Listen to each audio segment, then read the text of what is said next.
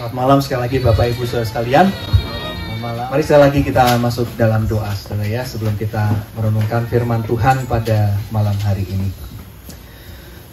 Bapa di surga, kami sungguh bersyukur ya Tuhan atas segala kebaikan Tuhan yang Kau sudah curahkan, Kau sudah limpahkan bagi kami, sehingga kami boleh dipenuhi oleh firman-Mu, kami dipenuhi oleh segala macam berkat-berkat yang Engkau berikan kepada kami. Kalau sebentar Tuhan, kami akan kembali membaca dan mempelajari firman-Mu. Kami berdoa Tuhan, kiranya Engkau sendiri yang membuka hati dan pikiran kami, supaya apapun yang kami pelajari bersama pada malam hari ini boleh menjadi berkat bagi setiap kami. Terima kasih ya Tuhan, hanya di dalam nama Tuhan kami Yesus Kristus kami berdoa. Amin. Tadi pagi kita belajar ada 7K, ya kan ya? Masih ingat? Coba sebutkan. Coba sebut ya. 7K dari Yohanes pasal 17. Kepemilikan. Keterpisahan. Kebenaran. Keterpisahan. Kebenaran. Kekudusan. Ketersalingan. Kesaksian. Kasih. 7K. 8 sama yang bicara. Nah, ya, Kavin. Saya juga namanya pakai K, saudara. Nggak semuanya nyebutin tapi tadi ya. Oke. Ada satu K lagi, saudara, yang saya ingin tambahkan yang tidak ada di dalam khotbahnya Tuhan, khotbahnya, di dalam doanya Tuhan Yesus, ya, di dalam doanya Tuhan Yesus.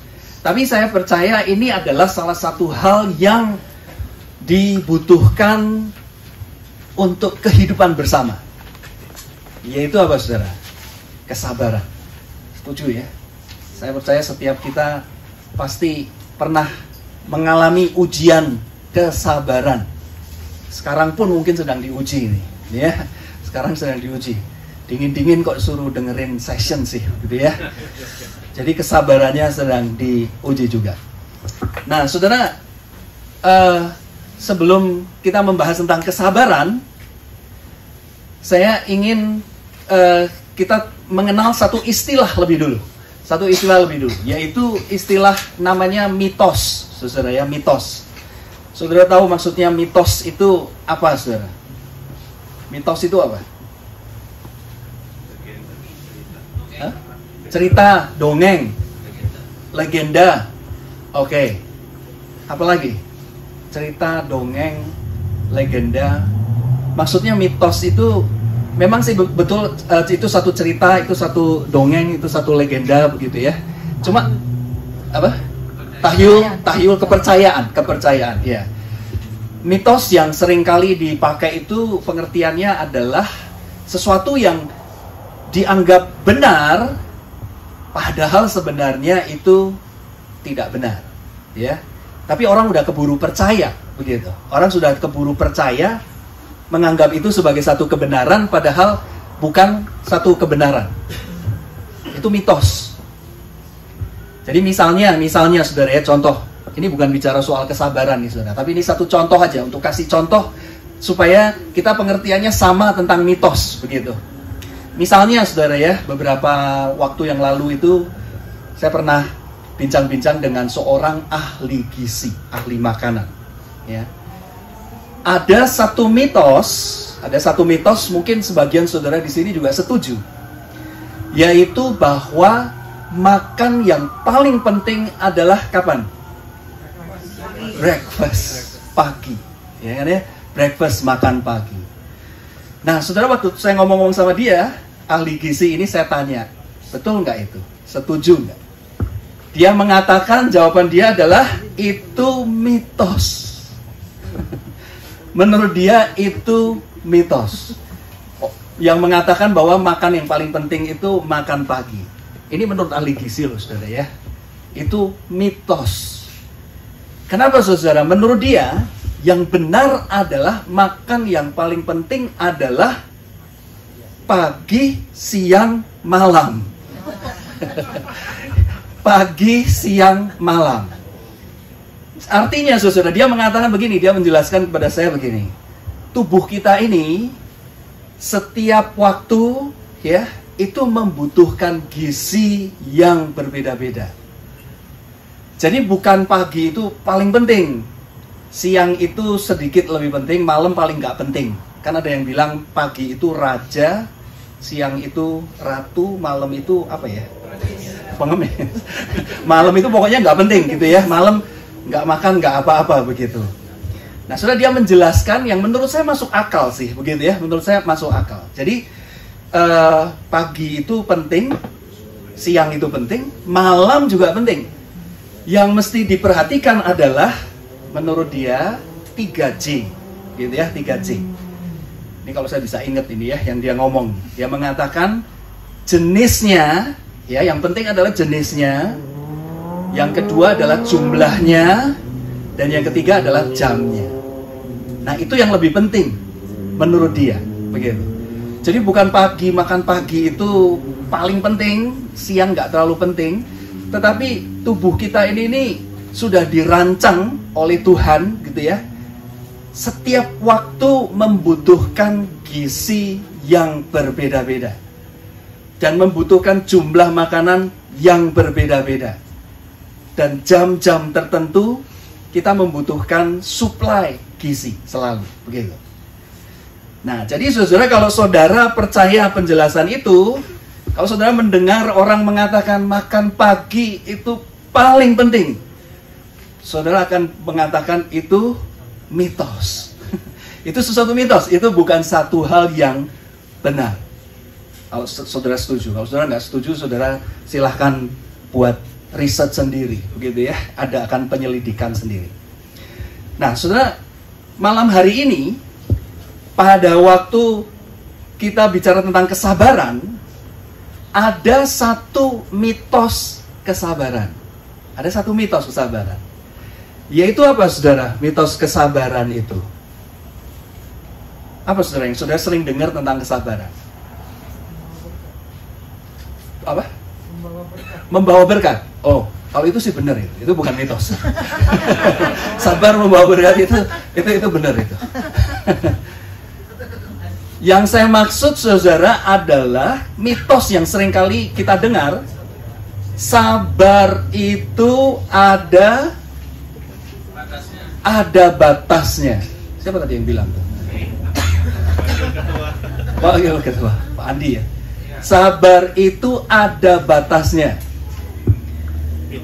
Itu mitos. Itu mitos, bukan karena kita semua pada nggak sabar, begitu ya. Kita memang pada dasarnya nggak sabar, gitu ya. Pada dasarnya kita nggak sabar. Tapi saudara, kalau kita pikir berdasarkan Alkitab ini ya, berdasarkan Alkitab, sabar itu ada batasnya. Pengertian itu, saudara, tidak ada di dalam Alkitab. Coba cari ayatnya, kalau ada yang bisa tunjukkan. Apakah betul sabar itu ada batasnya? Apakah itu pengertian yang alkitabiah atau tidak? Kalau saudara membaca misalnya, oh ini rame nih ya, kesabaran saya sedang diuji nih, saudara. Ya. Hampir habis nih sabarnya.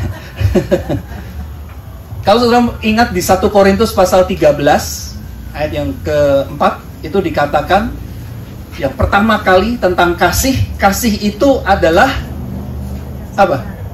Kasih itu adalah sabar. Kasih itu sabar. Apakah kasih ada batasnya? Nggak ada loh, saudara. Kasih itu tidak ada batasnya. Saudara, kalimat yang mengatakan kasih itu sabar itu tidak sepenuhnya alkitabiah. Itu mitos, ya. Kenapa, saudara? Karena kalau saudara membaca ini ya, saya bacakan beberapa ayat Alkitab, tapi satu ini aja nih yang menjadi salah satu fokusnya kita ini, saudara. Efesus pasal yang keempat ayat 26 sampai dengan ayat yang ke-27. Kenapa kalimat mengatakan sabar itu ada batasnya itu tidak tepat secara alkitabiah, saudara ya? Saudara perhatikan ayat ini nih. Saya perhatikan ayat ini. Efesus pasal 4 ayat 26-27. Semuanya kelihatan nggak? Kelihatan ya? Kita baca sama-sama yuk. Kita baca sama-sama. 1, 2, 3. Apabila kamu menjadi marah, janganlah kamu berbuat dosa. Janganlah matahari terbenam sebelum padam amarahmu, dan janganlah beri kesempatan kepada iblis. Saudara membaca ayat ini, saudara mungkin berkata ayat ini nggak berbicara tentang sabar, kan ya? Betul, saudara, tidak berbicara tentang sabar. Tetapi saya mau menunjukkan bahwa yang ada batasnya adalah kemarahan, bukan kesabaran. Alkitab tidak pernah mengatakan bahwa sabar itu ada batasnya. Itu kepercayaan dunia, saudara. Itu kepercayaan umum. Kepercayaan umum itu mengatakan sabar itu ada batasnya. Kalau saudara mau meninjau kalimat tersebut dari Alkitab, dari firman Tuhan, itu pengertiannya tidak sepenuhnya Alkitabiah. Kita sudah terlalu sering percaya bahwa sabar itu ada batasnya. Sabar itu ada batasnya. Jadi begitu sabar habis, apa yang terjadi, saudara? Marah, meledak-ledaknya, begitu kan ya? Kenapa? Karena kita kemakan sama mitos nih. Mitos yang mengatakan sabar itu ada batasnya. Nanti dulu, saudara, uji dengan firman Tuhan. Apakah betul sabar itu ada batasnya? Karena kalau kita membaca di dalam Alkitab, yang ada batasnya adalah kemarahan, bukan sabarnya. Yang dibatasi malah sabar, gitu kan ya, kalau menurut mitosnya. Marahnya kita seringkali nggak membatasi. Jadi pada waktu sabarnya habis, meledak dah kita. Marah semarah-marahnya, begitu. Tapi kalau saudara perhatikan ayat Alkitab ini, marah itu sesuatu hal yang harus dibatasi, saudara. Ada 3 batasnya nih. Paulus mengatakan ada 3 batasnya. Apabila kamu menjadi marah, jadi yang pertama, Paulus mengatakan marah itu boleh, gitu ya. Marah itu adalah bagian dari emosi. Itu bagian dari keberadaannya kita. Kita marah. Kalau orang nggak pernah marah itu malah itu tanda tanya, begitu. Sesuatu hal yang aneh. Tapi saudara, Paulus mengingatkan kalau kamu menjadi marah, ada 3 batasnya. Ada 3 batasnya. 1, jangan berbuat dosa. Jangan berbuat dosa. Itu batas pertama.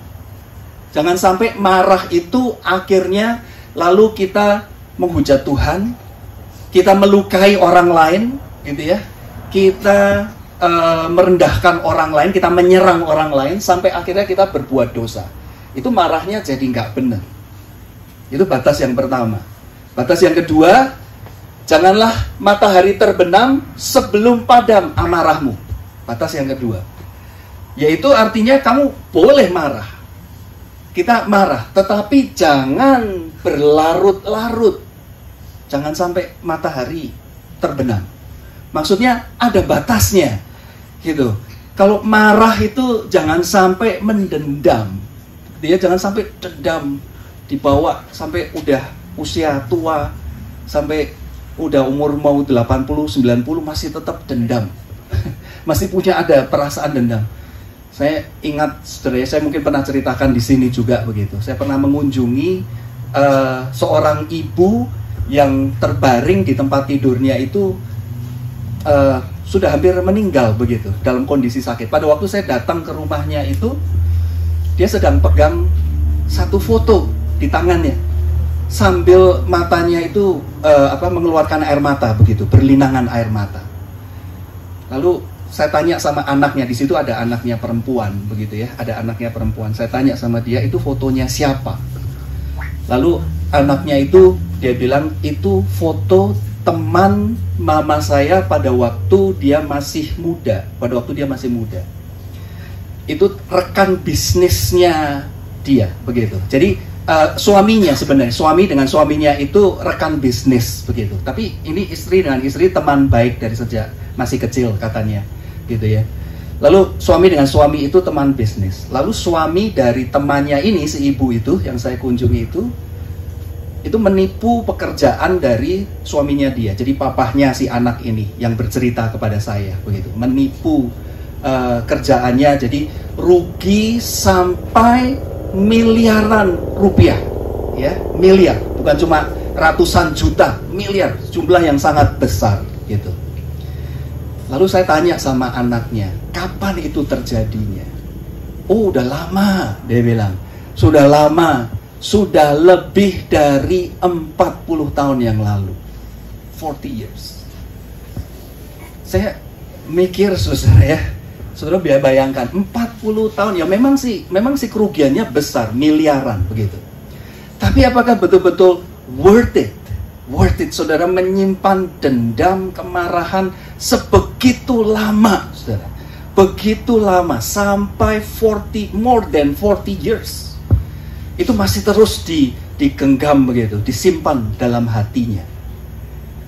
Saudara, Alkitab mengingatkan, saudara, marah itu boleh, tetapi ada batasnya. Jangan berlarut-larut, jangan sampai matahari terbenam. Itu batas yang kedua, saudara ya. Batas yang ketiga, Paulus mengatakan, apabila kamu menjadi marah, jangan beri kesempatan kepada iblis. Jadi jangan sampai kemarahan kita itu dipakai, gitu kan ya, dimanfaatkan menjadi pintu masuknya iblis untuk merusak kehidupan kita, merusak kehidupan keluarga, merusak kehidupan gereja, begitu. Jangan sampai. Jadi kalau marah, ya selesaikanlah segera, begitu. Problemnya itu selesaikan. Sebisa mungkin selesaikan. Jangan beri kesempatan kepada iblis. Kita menjadi dendam, kita sakit hati, begitu ya. Lalu kita marah, kita nggak mau ke gereja, kita marah sama Tuhan, ya. Kita meninggalkan Tuhan. Itu iblis suka, saudara. Iblis suka. Itu sebabnya, saudara, Paulus mengingatkan kita, boleh marah, tapi ingat ada batasnya. Ada batasnya. Nah, saudara, itu yang Alkitab katakan. Tapi anehnya, saudara, anehnya adalah yang seringkali kita batasi adalah kesabarannya. Kesabaran itu justru dibatasi. Padahal, saudara, Alkitab tidak memberikan nasihat yang seperti itu. Gitu. Tidak memberikan nasihat yang seperti itu. Bahkan, saudara, sebenarnya kesabaran itu adalah satu emosi yang berbeda daripada kemarahan yang kita sebenarnya harus pakai untuk mengendalikan kemarahan kita. Apa yang bisa mengendalikan kemarahan kita, saudara? Kesabaran. Kalau kita percaya mitos yang tadi itu, saudara, bahwa kesabaran itu ada batasnya, pengertian kita antara kesabaran dengan kemarahan itu biasanya kita anggap itu satu garis linier, begitu, saudara. Satu garis linier, ya. Kesabaran itu tuh ada titik batasnya, begitu. Kalau sudah sampai titik itu, kita jadi marah, begitu. Marah semarah-marahnya. Jadi kita cenderung mengaitkan antara kesabaran dengan kemarahan itu di dalam satu garis linier, begitu. Sehingga kalau sudah sampai kepada titik tertentu, gitu ya, itu kan orang tua sering bilang begitu sama anak gitu ya. Awas ya kamu ya. Kamu ngomong salah sekali lagi ya. Atau saudara ngomong sama istri atau suami begitu ya. Kamu ngomong salah sekali lagi, saya bakalan marah nih. Ya. Jadi kita mengaitkan antara kesabaran dengan kemarahan itu tuh seperti garis lurus begitu, saudara. Di mana kesabaran itu ada batasnya. Ada batasnya, kamu jangan mencobai saya nih ya. Ini kalau saya sampai batas ini, maka saya akan marah. Tapi saudara, kalau kita melihat di dalam Alkitab, ini ayat yang pertama kita lihat, saudara ya. Yang ada batasnya itu bukan kesabaran, tetapi kemarahan. Tapi yang kedua, itu Alkitab menggambarkan antara kemarahan dengan kesabaran, itu bukan di dalam satu garis lurus, saudara. Tetapi ini dua hal yang berbeda. Dua hal yang berkaitan memang, tetapi dua hal yang berbeda. Di mana yang seharusnya mengendalikan kemarahan adalah kesabaran. Ya, kesabaran. Ayatnya, saudara, saya tunjukkan, saudara. Itu ada di dalam Amsal. Amsal, pasal yang ke-14, Amsal 15, dan Amsal 16. Amsal banyak sekali, saudara, bicara soal kesabaran dan kemarahan. Kesabaran dan kemarahan. Ya. Ini saya ambil beberapa ayat. Jadi misalnya begini, saudara. Orang yang sabar besar pengertiannya, ya.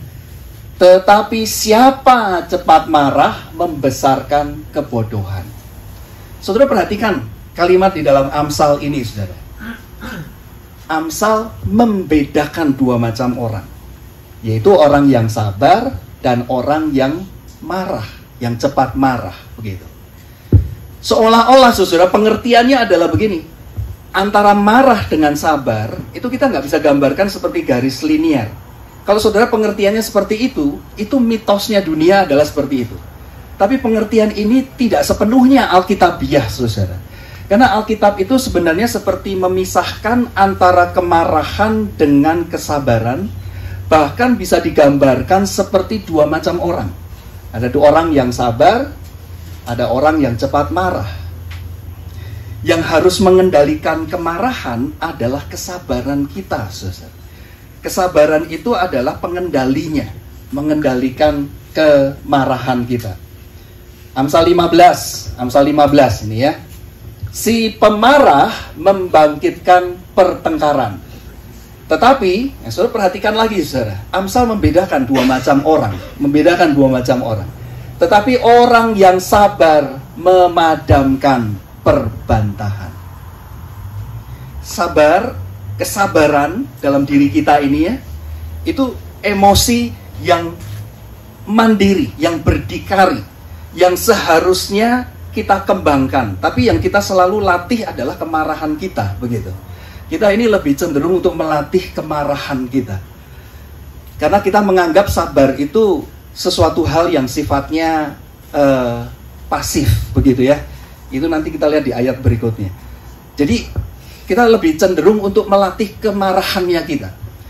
Tapi saudara, Alkitab itu mengingatkan ini adalah dua macam emosi yang saudara harus latih. Maksudnya harus latih dengan baik. Saudara mesti bisa mengendalikan kemarahan, tetapi saudara harus melatih kesabaran. Ya, kesabaran itu satu bentuk emosi yang kita harus latih, begitu. Kita harus latih. Amsal yang 16. Orang yang sabar melebihi seorang pahlawan. Orang yang menguasai dirinya melebihi orang yang merebut kota. Saudara, kalau saudara ini di dalam bahasa Indonesianya nggak terlalu kelihatan, saudara ya. Kalau saudara melihat di dalam bahasa aslinya, seorang pahlawan itu bahasa aslinya itu bisa diterjemahkan seorang yang marah, begitu. Seorang yang marah, seperti seorang tentara, gitu ya. Kalau mereka mau maju berperang, apa yang harus dilatih, saudara? Salah satu yang dilatih adalah kemarahan mereka, keberanian mereka, gitu ya.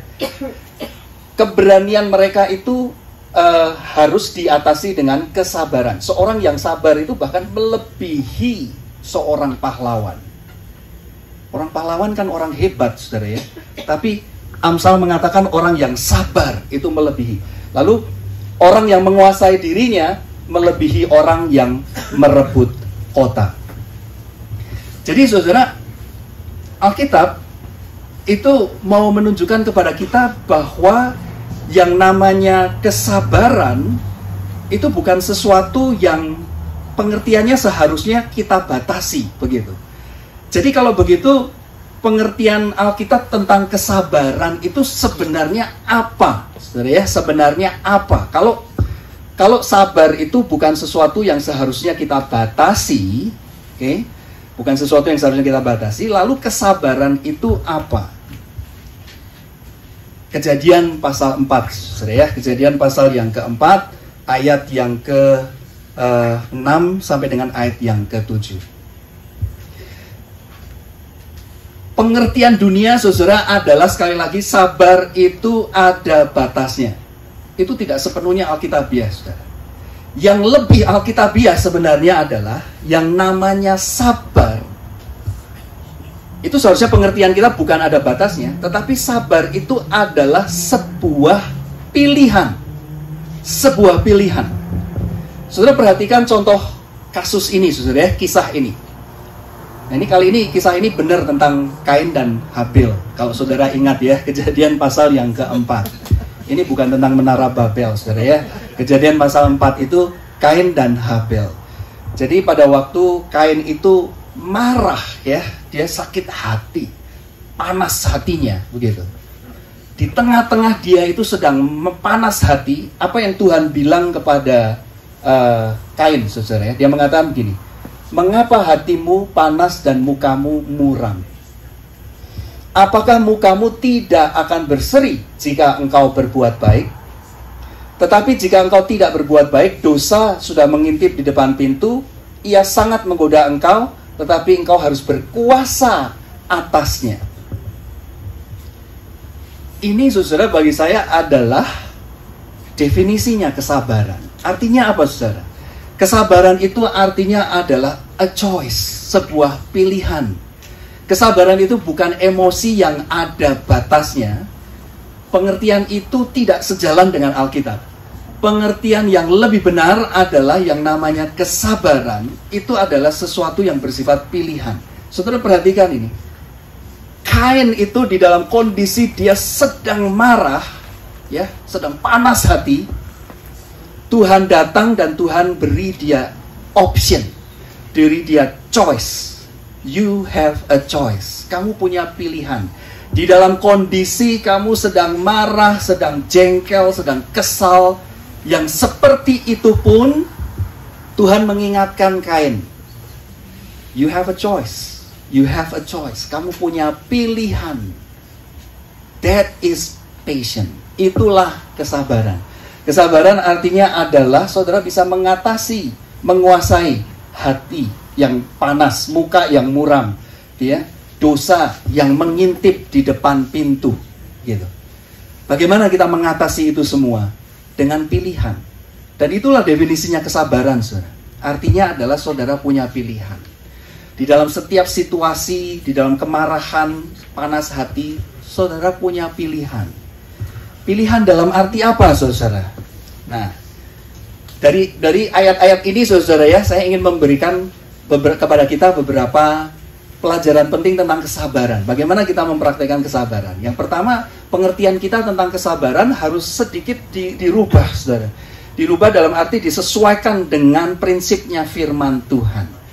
Yaitu bahwa kesabaran itu bukan pasif.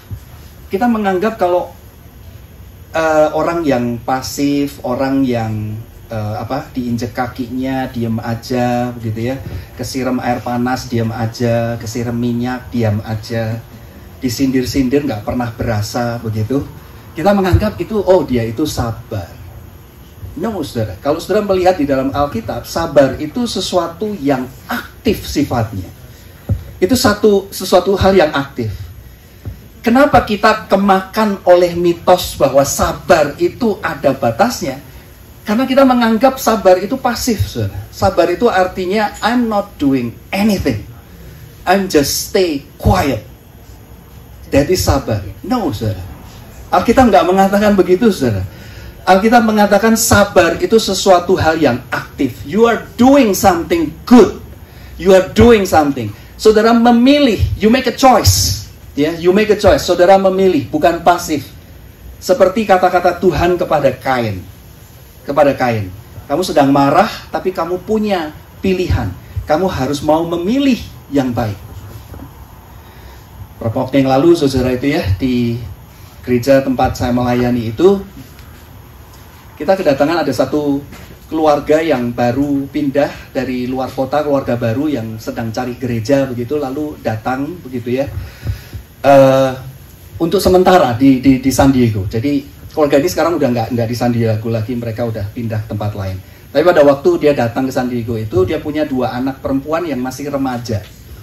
Ya, punya 2 anak perempuan yang masih remaja. Suatu hari di San Diego itu ada festival makanan di downtown di San Diego, ya, festival makanan.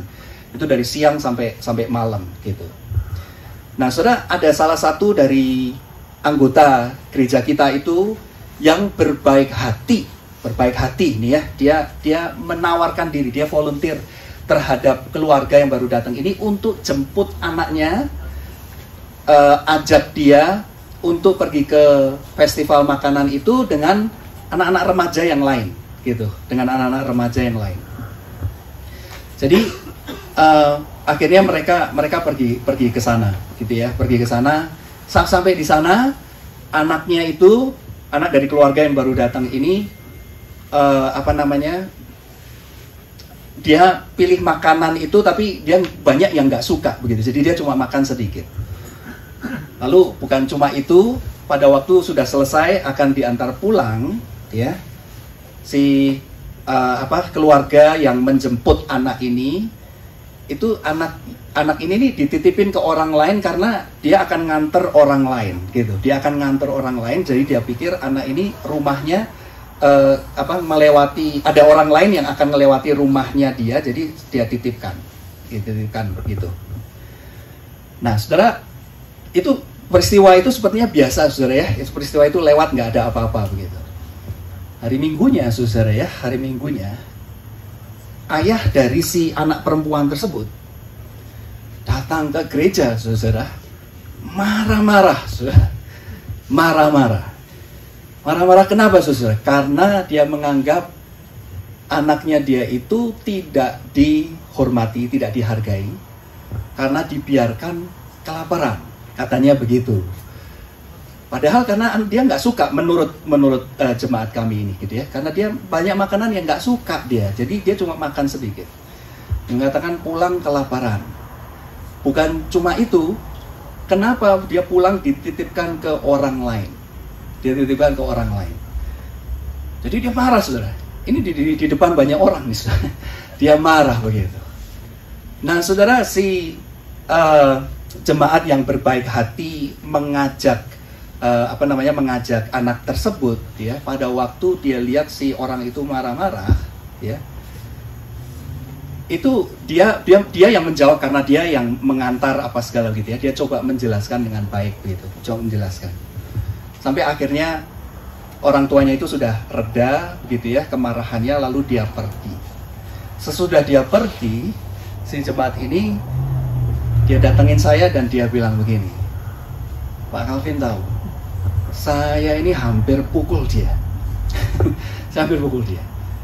Jemaat kami ini dulu dia itu jagoan taekwondo dia, saudara. Jadi dia dibegitukan itu, dia mengatakan saya nggak terima sebenarnya. Pertama saya disalahkan, kedua dia datang ke gereja marah-marah seperti itu, ya. Jadi saya bilang, dia mengatakan begitu, saya ini sudah hampir pukul dia. Saya sudah hampir pukul dia. Karena dia pikir, kita ini berbuat baik loh, kok disalahkan? Dia mengajakin anaknya, kok disalahin gitu. Tapi dia mengatakan, saya masih ingat firman Tuhan yang Pak Calvin sampaikan. Dia bilang begitu. Jadi dia mengatakan, saya tahu saya punya pilihan. Jadi akhirnya saya pilih lebih baik nggak melakukan dosa. Saya tetap berusaha untuk mengatasi kemarahan saya dengan kesabaran. Saya pikir kalau dia sampai pukul itu urusannya bisa lebih panjang, saudara ya, bisa lebih panjang. Tapi untungnya dia mengatakan pada waktu itu dia sadar dia punya pilihan, bukan tidak ada pilihan. Saudara, itu definisi kesabaran, saudara. Dan itu yang seharusnya menjadi definisi kesabaran bagi setiap kita. Banyak gereja itu yang mengalami perpecahan, mengalami permasalahan, saudara, karena kita menganggap kesabaran itu ada batasnya. Saudara, itu sekali lagi adalah mitosnya dunia, yang barangkali memang tidak sepenuhnya salah, tetapi pengertiannya tidak alkitabiah, saudara. Pengertiannya tidak alkitabiah. Karena Alkitab mengingatkan kita yang namanya sabar adalah a choice. Sesuatu yang aktif, bukan sesuatu yang sifatnya sekedar pasif. Begitu. Itu yang pertama, saudara ya, memilih yang baik. Yang kedua, saudara, kesabaran itu juga bukan sesuatu yang pasif, tetapi aktif memilih untuk menyelesaikan masalah. Ya, memilih untuk menyelesaikan masalah. Saudara, kalau kita itu marah, ya, sekali lagi Paulus mengingatkan kita kemarahan itu sesuatu hal yang boleh kita lakukan. Tapi kesabaran itu akan menolong kita untuk memfokuskan, ya, perhatian kita itu kepada masalahnya, bukan kepada orangnya, ya, bukan kepada orangnya. Sama seperti kalau saudara marah terhadap anak, begitu ya, saudara marah terhadap anak. karena mungkin dia itu, kalau anak kita masih kecil, dia nggak buat PR, begitu ya, dia tidak mengerjakan homeworknya, begitu.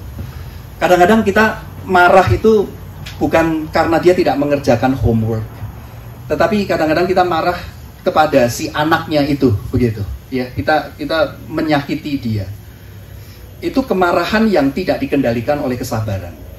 Tapi kalau kemarahan itu dikendalikan oleh kesabaran, yang menjadi fokus kita adalah masalahnya. Dia nggak buat PR, ya suruhlah kerjakan dia itu homeworknya. Tanpa harus menyerang pribadinya dia, begitu ya, menyerang orangnya, anak kita sendiri. Di gereja juga sama, saudara ya. Ini kasus yang lain gitu, yang juga terjadi di sebuah gereja. Ada satu jemaat itu tuh yang dia aktif di dalam hal investasi keuangan, ya. Jadi dia punya satu company, dia invest di berbagai macam stok, begitu ya, saham dan sebagainya begitu.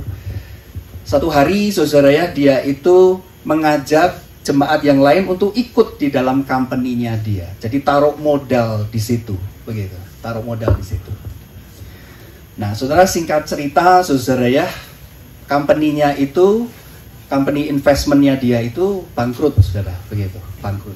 Jadi dia kehilangan banyak uang, tetapi temannya ini yang juga taruh uang di situ juga ikut kehilangan uang juga.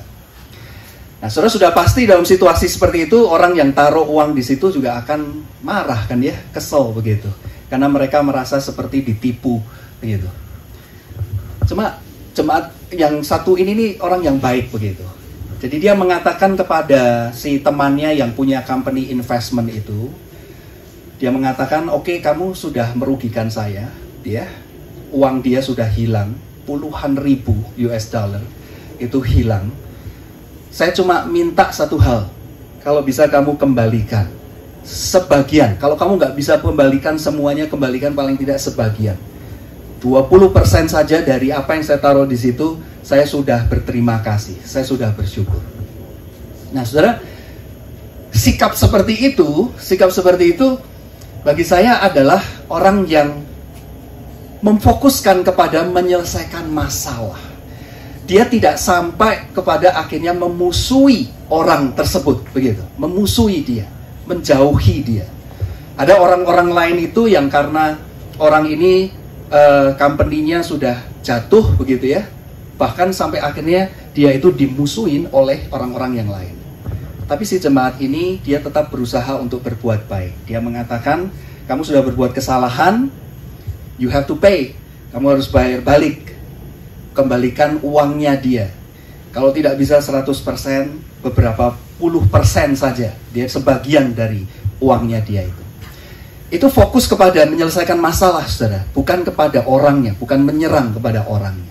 Nah, saudara, sabar itu artinya adalah kita fokus kepada kita mau menyelesaikan masalah, bukan kita mau menyakiti orang lain. Ya, itu yang kedua. Yang ketiga, saudara, sekali lagi, saudara, kesabaran itu bukan sesuatu yang sifatnya pasif, ya, sesuatu yang sifatnya pasif, tetapi aktif untuk mengubah emosi yang merusak, ya, emosi kemarahan. Kemarahan itu adalah emosi yang merusak, menjadi emosi yang membangun, gitu, menjadi emosi yang membangun.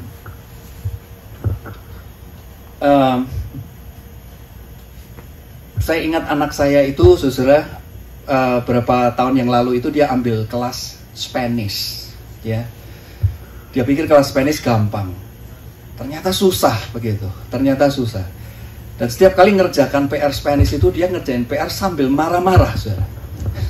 Ngerjain PR sambil ngomel-ngomel begitu, sambil ngomel-ngomel, nggak tahu ngomelnya apa dah. Pokoknya pernah satu kali kertasnya itu disobek-sobek sama dia, begitu. Tugas yang dari sekolah itu, saya tanya sama dia, kamu kenapa sampai begitu? Karena dia nggak suka, bener-bener nggak suka, dia sebel. Dia sebel sama gurunya, dia sebel sama tugasnya, begitu. Lalu saya bilang sama dia begini, Kamu punya energi, punya emosi yang begitu besar untuk marah seperti itu.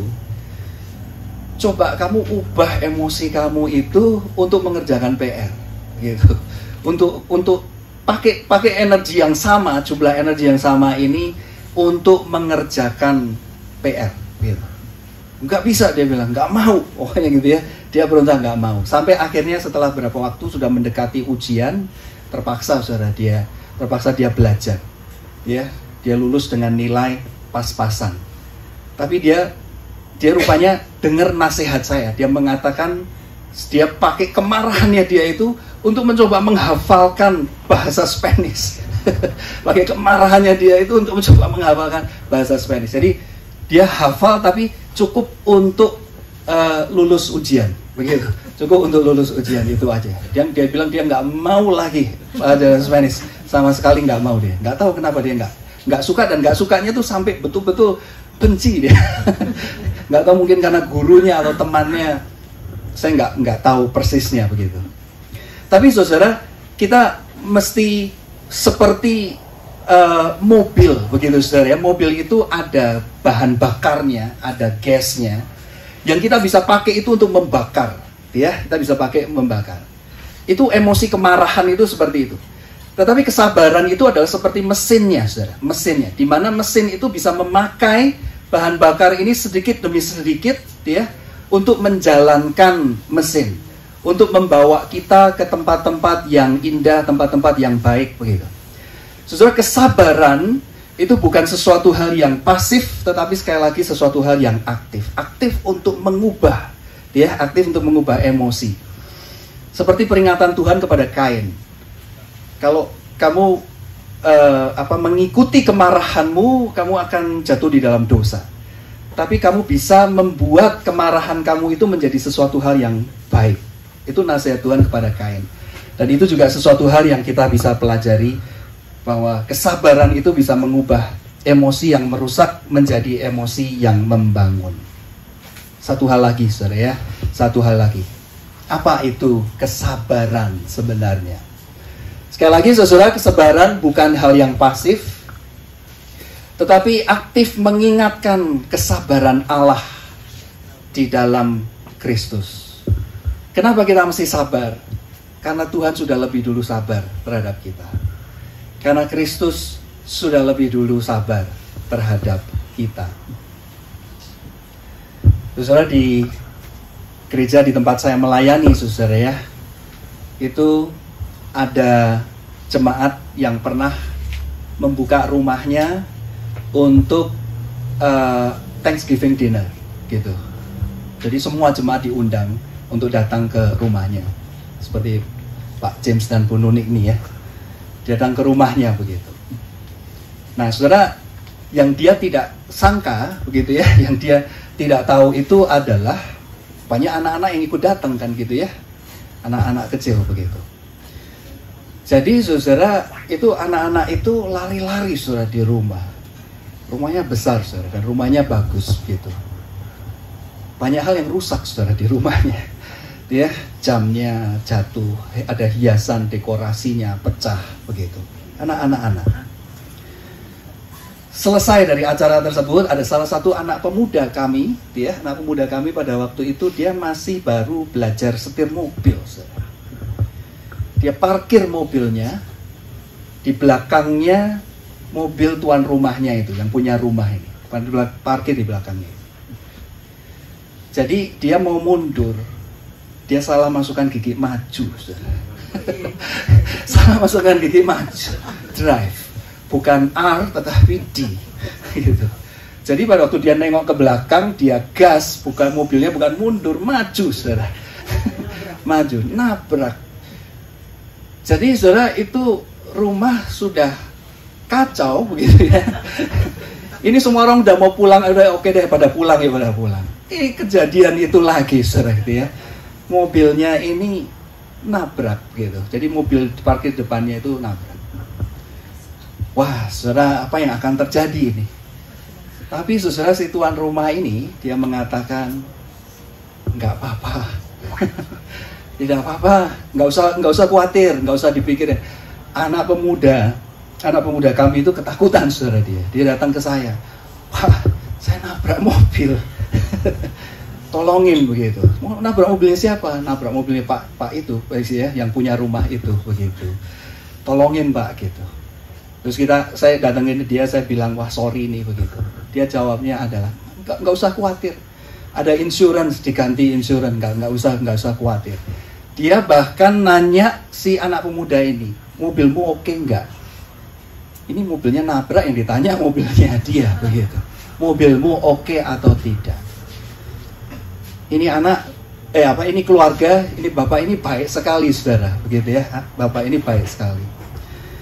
Nah, saudara, beberapa waktu kemudian ya, setelah beberapa bulan begitu, pada waktu saya dengan si bapak ini sempat satu hari itu makan bersama begitu di restoran. Dia cerita begitu ya, dia mengatakan dia itu sebenarnya dulu itu orangnya tidak sabaran. Orang tua dia itu pemarah, mamanya pemarah, papanya pemarah, neneknya pemarah. Dia mengatakan begitu. Jadi itu nurun ke dia. Tapi dia mengatakan sejak dia percaya Yesus, dia mengatakan dia mau belajar untuk lebih sabar. Dia nggak mau mengulangi tradisi ini di dalam keluarga. Karena dia melihat betapa kemarahan itu menghancurkan keluarganya dia. Keluarga orang tuanya dan keluarga neneknya. Begitu. Dia mengatakan pada waktu dia mengenal Kristus, kalau Kristus itu bisa sabar terhadap dia, terhadap orang berdosa. Kita ini seharusnya selalu mengingat kebaikan Tuhan. Selalu mengingat kebaikan Tuhan. Sehingga kita bisa lebih sabar terhadap orang lain. Saya mengatakan itu sesuatu hal yang sangat baik. Ya, sesuatu hal yang sangat baik. Jadi saudara, apa artinya sabar? Kesabaran artinya adalah yang keempat, kita harus selalu mengingat akan kebaikan Allah di dalam Kristus kepada setiap kita. Nah, saudara, mari kita belajar, saudara, kesabaran adalah sesuatu hal yang juga penting di dalam kehidupan bersama. Tapi mari kita mengerti kesabaran menurut pengertian firman Tuhan. Bukan hanya sekedar menurut pengertian dunia, ya, menurut pengertian yang kebanyakan orang mengerti tentang kesabaran. Alkitab memberikan pengertian yang jauh lebih dahsyat, jauh lebih dalam, jauh lebih baik, saudara, tentang kesabaran. Mari kita belajar untuk mempraktekkan itu juga di dalam kehidupan bersama. Amin.